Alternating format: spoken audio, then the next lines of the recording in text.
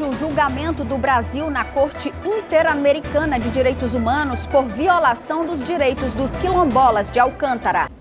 Começou hoje o julgamento do Brasil na Corte Interamericana de Direitos Humanos, que analisa possíveis violações contra as comunidades quilombolas de Alcântara. As comunidades quilombolas de Alcântara estão em Santiago do Chile para cobrar do Estado brasileiro o reparo de direitos que teriam sido violados ainda na fase de implantação do centro de lançamentos de foguetes, na década de 1980. 300 famílias foram removidas das terras onde foi erguida a plataforma de foguetes, com a promessa de que seriam indenizadas pela União. Deixaram para trás cultura, hábitos e um modo de vida ancestral e passaram a viver em agrovilas. Ano passado, a Comissão Interamericana de Direitos Humanos apresentou em Washington, Estados Unidos, o caso de Alcântara, sobre a violação de propriedade coletiva de 152 comunidades. O Brasil foi acusado de não emitir os títulos de propriedade para as famílias removidas sem consentimento e consulta prévia, expropriação de suas terras e territórios e a falta de recursos judiciais para remediar a situação. Os povos tradicionais, a maioria de ascendência indígena e africana, reivindicam cerca de 85 mil hectares de terras e territórios ancestrais. Em 1980, o governo brasileiro separou 52 mil hectares e declarou a área como de utilidade pública. Um emissário da OEA fez uma inspeção nos quilombos e concluiu que o Estado brasileiro é responsável pela violação dos direitos, a integridade pessoal, as garantias judiciais, a liberdade de expressão e associação, a proteção da família, a propriedade, aos direitos políticos, a igualdade perante a lei, a proteção judicial e aos direitos econômicos, sociais e culturais da Convenção Americana e dos direitos criados pela Declaração Americana dos Direitos e Deveres do Homem. Diante das pressões internacionais, em 2021, o então presidente Jair Bolsonaro esteve em Alcântara e prometeu entregar 120 títulos de propriedade aos quilombolas, no ano em que o governo federal retomou as negociações internacionais para ampliação do centro de lançamento, inclusive com parcerias da iniciativa privada para o lançamento de nanosatélites, um projeto que exige mais terras e novas remoções de famílias em territórios de quilombo. É a primeira vez que as Forças Armadas brasileiras são confrontadas numa corte internacional. Em Santiago do Chile, o Brasil também vai ser julgado sob acusação de violar direitos humanos entre os povos quilombolas de Alcântara. As comunidades de Alcântara esperam que não tenha mais relocação de comunidade, que o centro não avance mais para o litoral de Alcântara, onde está as comunidades, que o centro respeite o direito das comunidades, porque já foi violado os direitos das comunidades desde a época do relocamento das primeiras comunidades. Eles não respeitaram o direito, não cumpriram o acordo que tinha com as comunidades. Devido à instalação da base de lançamento espacial, tiveram seus modos de vida totalmente modificados, além da remoção compulsória, laços familiares foram rompidos, e até hoje essas 152 comunidades não tiveram a garantia da titulação dos seus territórios.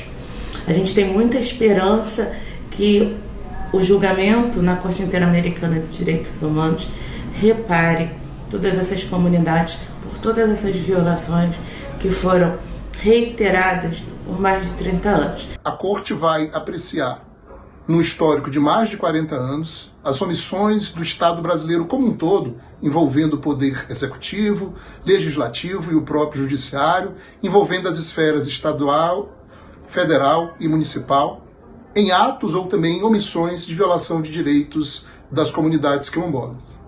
O Estado brasileiro teve a oportunidade, em mais de 20 anos em que esse processo tramita, de reparar os danos causados e até mesmo de fazer um pedido público e expresso de desculpas. Nada disso nunca foi feito e, por essa razão, essa semana, a Corte Interamericana traz para uma audiência pública com todos e todas as envolvidas o caso dos quilombolas de Alcântara versus Brasil. Aqui no estúdio, a gente conversa agora com o assessor jurídico da Federação dos Trabalhadores Rurais do Maranhão e presidente do Conselho Estadual de Defesa dos Direitos Humanos, o advogado Luiz Pedrosa, que acompanha há anos a situação dos quilombolas em Alcântara. Boa tarde para o senhor, seja muito bem-vindo. Boa tarde. Obrigado. Esse julgamento tem uma importância muito grande para as comunidades tradicionais, né?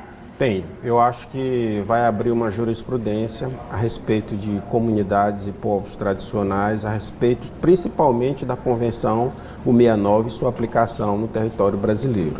Então, uma das primeiras recomendações que foi feita ainda no âmbito da tramitação dessa denúncia na Comissão de Direitos Humanos foi no sentido de que o Brasil tivesse uma legislação que pudesse prever esses mecanismos de consulta prévia, de acordo com a Convenção 169. Eu acredito que nesse julgamento da Corte, essa recomendação ela vai ser mantida enquanto recomendação, além de outras questões, como a obrigação de titular esses territórios, né?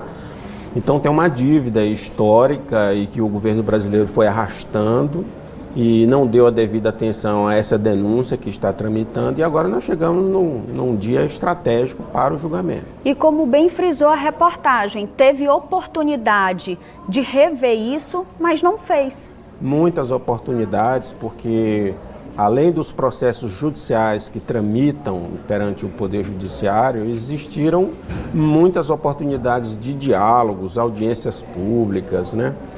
Propostas que foram ventiladas, inclusive a partir do governo Dilma, em que se assinou, se reconheceu uma parte desse território quilombola, né, que é exatamente o território que está sendo reivindicado hoje perante a Corte. E não houve uma definição a respeito disso, tanto é que muito recentemente ocorreu um problema possessório envolvendo o Centro de Lançamento de Alcântara e uma comunidade, não é, que está dentro desse território que fora reconhecido no governo Dilma. Portanto, há uma indefinição, principalmente a respeito do que os militares pensam enquanto destino dessa base espacial. Pedroso, mais de 300 famílias, né, foram retiradas dali, muitas recolocadas em outras regiões. A gente vê também a consequência disso ao longo de todos esses anos, que muitos vieram para São Luís, para a periferia, sem condições. Quais são as principais consequências que a gente pode destacar de tudo isso que vem sendo feito ou não feito ao longo desses anos, hein? Na verdade, a base representou um enclave para o povo de Alcântara. Pegou a maior parte do território do município, onde estariam boa parte da população rural, que é quilombola. Essas pessoas empobreceram porque ficaram sem possibilidade de acessar financiamento, sem a segurança jurídica da propriedade, né? Qualquer infraestrutura que eles buscassem implementar dentro desse território era impedida pelos militares. Empobreceu os que foram realocados, porque tentaram transformar pescadores em hortifrutigranjeiros, numa terra muito pequena para produzir isso, sem assistência técnica. Então as pessoas empobreceram e muitas famílias se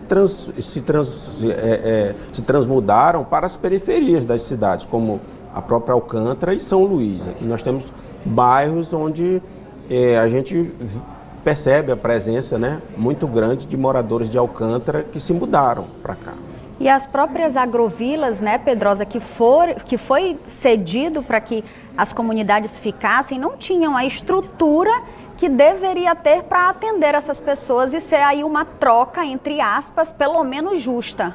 Pois é, as agrovilas elas mudaram totalmente a lógica, né, do sistema de habitação deles, porque elas necessitam de reformas, que antes eles faziam isso com os recursos naturais da própria floresta e eles agora ficaram dependentes de outros equipamentos e outros materiais até para poder fazer essa reforma dessas residências, né? E o sistema produtivo também, que nunca foi implementado ali. As pessoas ficaram, na verdade, dentro de uma perspectiva de empobrecimento crescente. Hoje a gente vê muita gente desses territórios para sobreviver vendendo carvão na beira da estrada, não é? Muita gente desempregada e principalmente a juventude sem perspectiva. Então isso tudo vai ser objeto de consideração em relação a esse julgamento. A Corte pode muito bem condenar o Brasil a indenizar, até do ponto de vista moral, essas comunidades que foram impactadas por esse empreendimento. Falando sobre esse julgamento, a gente viu as consequências para essas famílias, para a história delas, também para a história do Estado, do Brasil, mas quando o país é julgado numa corte como essa internacional, interamericana, qual que é a consequência disso, então, para o país?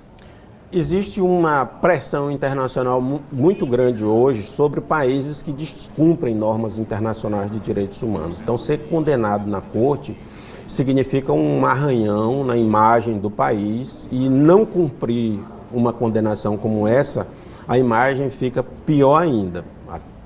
Todos os pactos internacionais que se celebram, inclusive as transações comerciais internacionais, têm cláusulas de obediência às normas de direitos humanos e às decisões das cortes internacionais de direitos humanos. Então, vai ser impossível o Brasil se negar a cumprir uma decisão como essa. Pedrosa, muito obrigada por somar hoje aqui com a gente, tá? Obrigado a vocês. À disposição. Obrigado. Boa tarde.